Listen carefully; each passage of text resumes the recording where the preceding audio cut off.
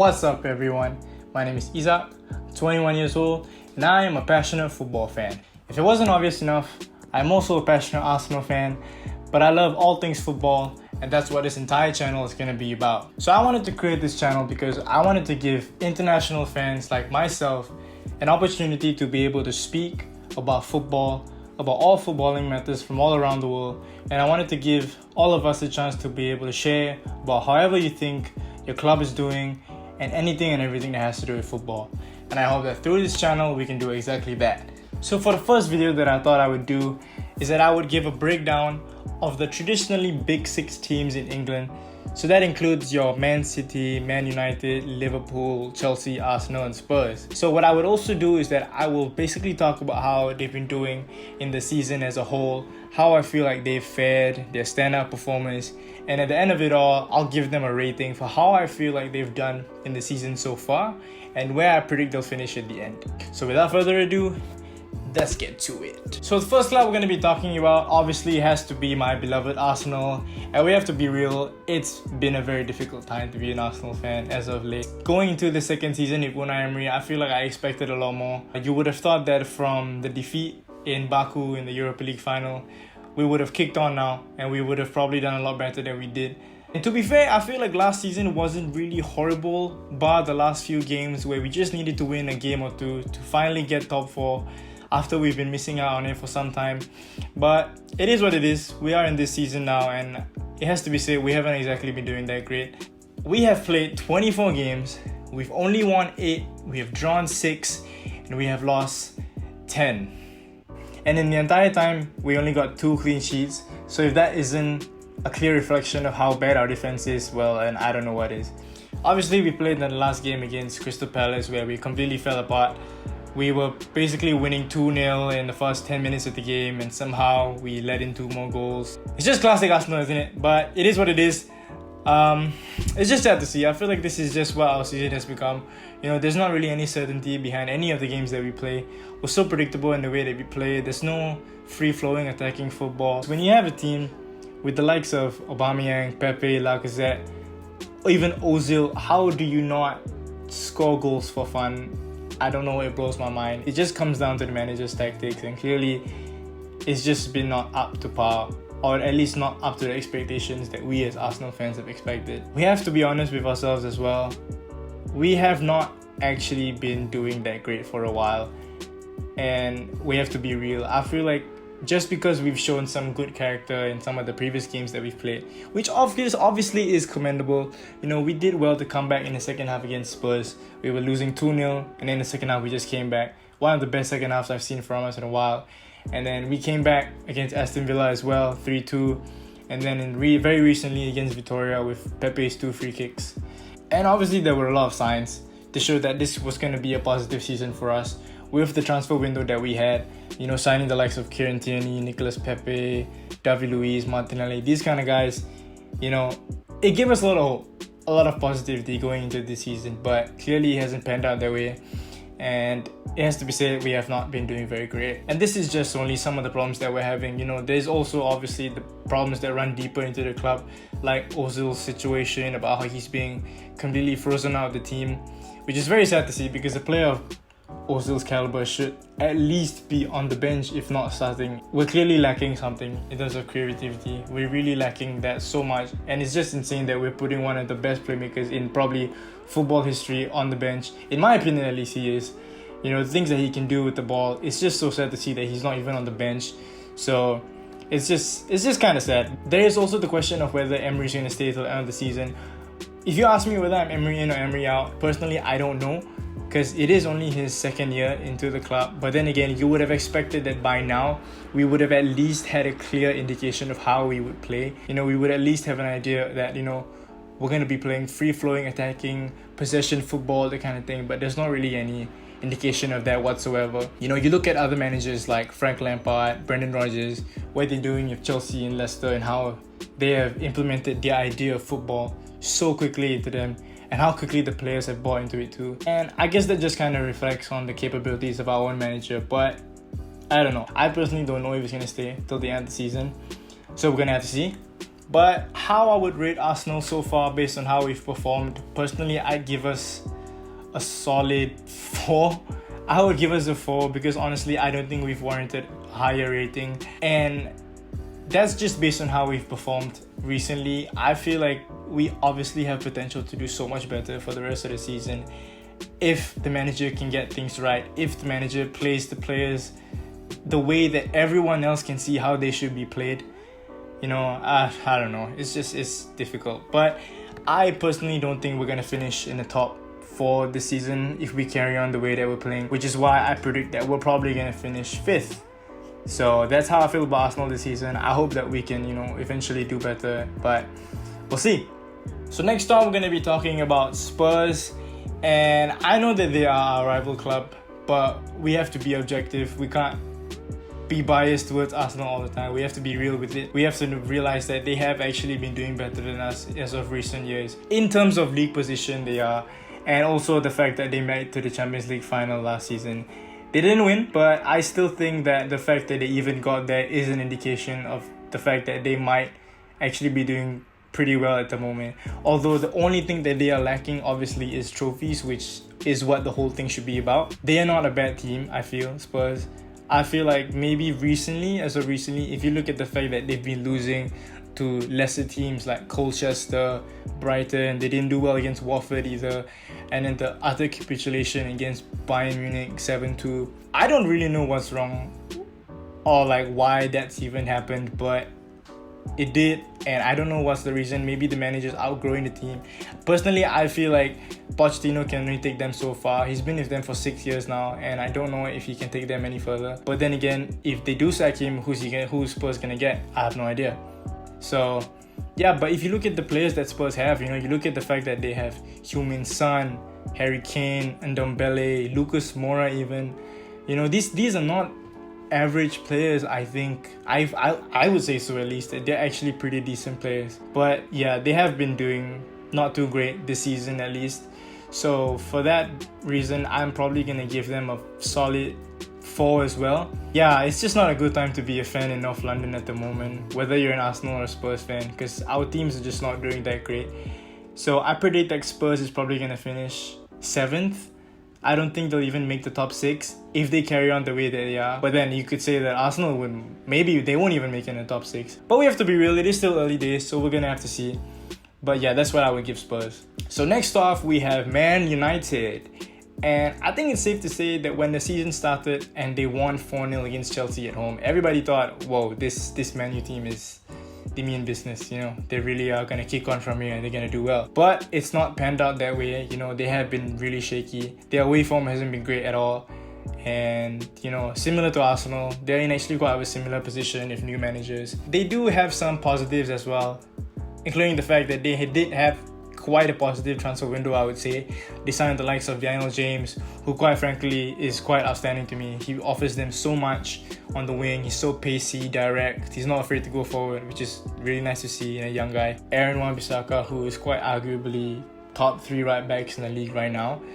He's so good as well. And I feel like, Man U signing him from Crystal Palace was an obvious signing, because the season that he had with Crystal Palace, I think he did so well there, and he's carried on the form into the Man United team, which obviously is nice to see.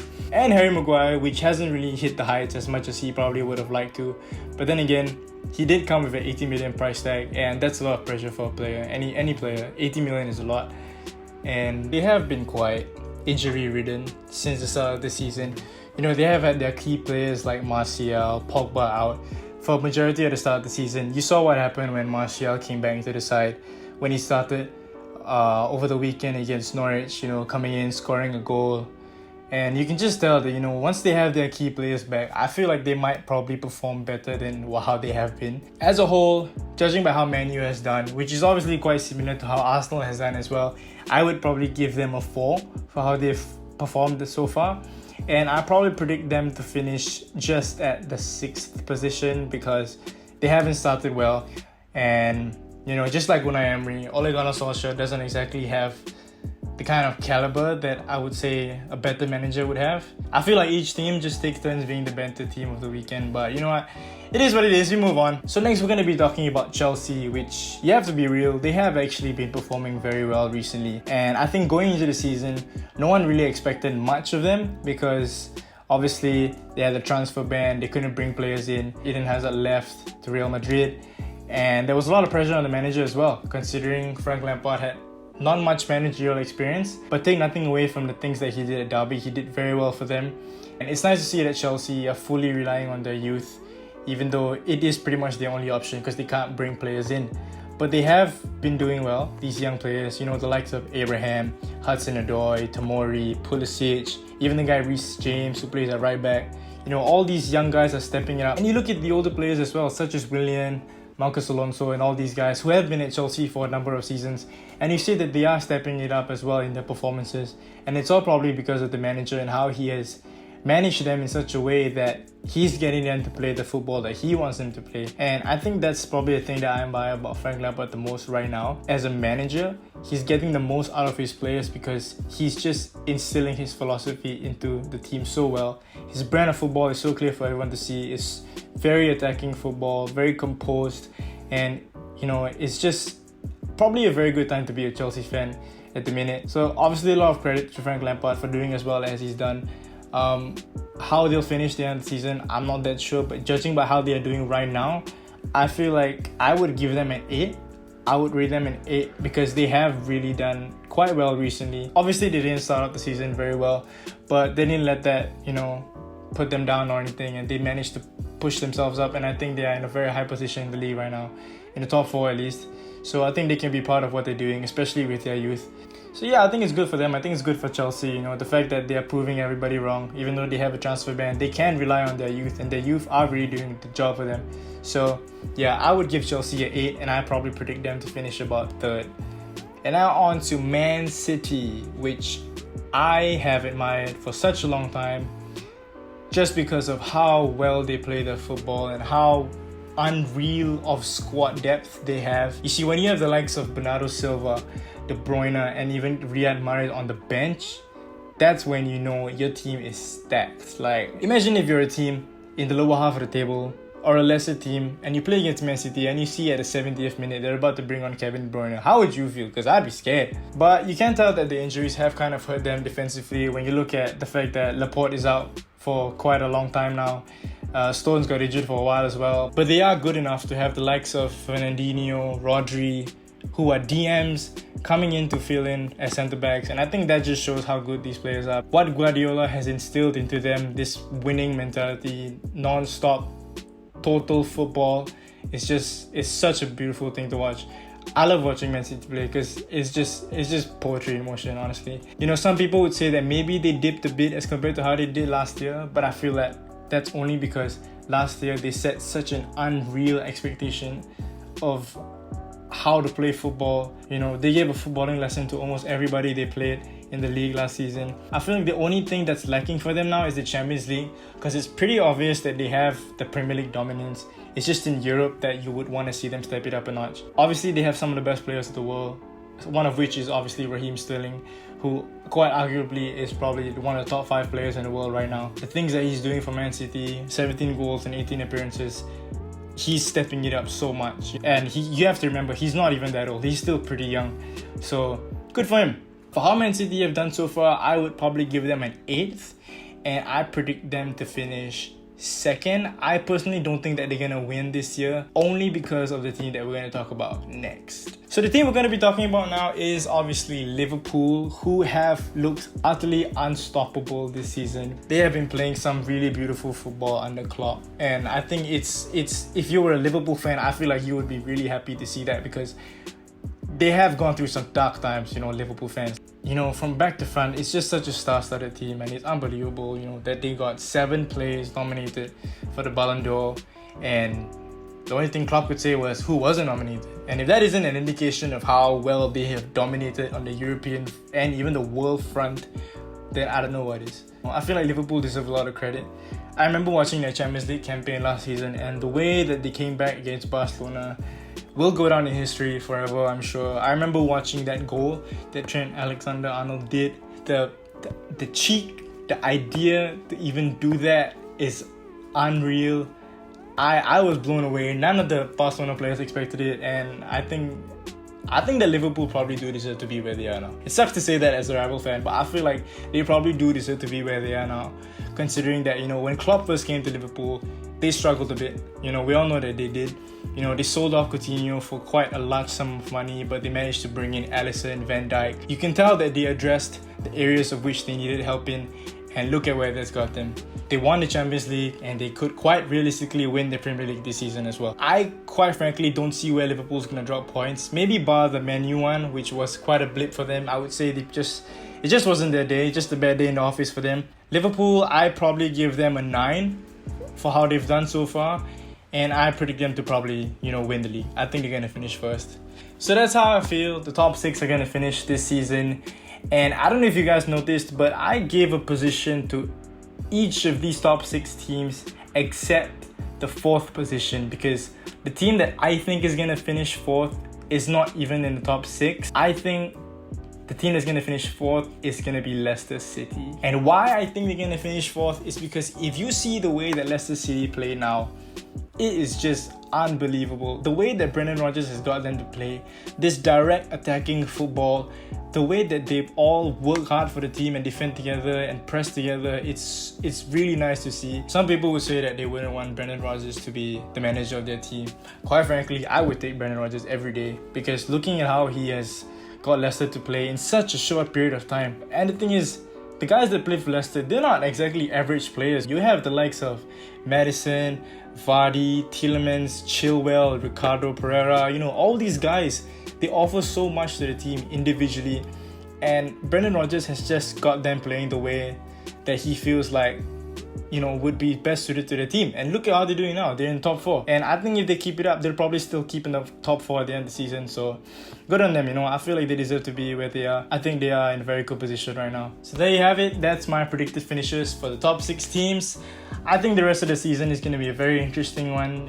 You can tell that some of the top 6 teams are really struggling, but some of them are actually doing very well for themselves. So quite personally, as an Arsenal fan, on a personal note, I hope that we can, figure things out and somehow, get all this negativity out of the way, because it is pretty negative at the club right now. But, we have shining lights here and there, and I hope that we can pull through and figure something out, because it's still really early in the season. As I said, it's only 10 games into the Premier League. So we're going to have to see. I hope you guys enjoyed the video. Let me know what you guys think. Tell me if you agree or disagree. Let me know how you feel like your team is doing, how you feel even Arsenal's doing. I would love to know, even though we all know the answer to that. But again, let me know what you guys think. I hope you guys enjoyed this video. I have a lot of things planned. I'm very excited to share it with you guys. And let's hope that this kickstarts a new adventure for all of us, where we can all come together and share our love for football.